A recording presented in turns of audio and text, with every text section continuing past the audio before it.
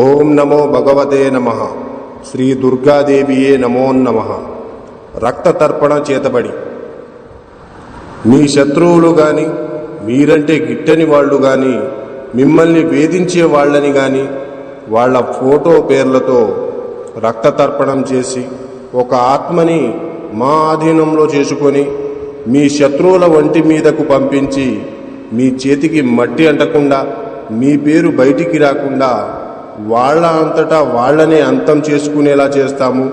మీ శత్రువు మిమ్మల్ని ఎలా అయితే ఇబ్బంది పెట్టారో వాళ్ళు కూడా ఈ రక్త తర్పణం చేతబడితో నరకయాతన అనుభవించేటట్లు చేస్తాము.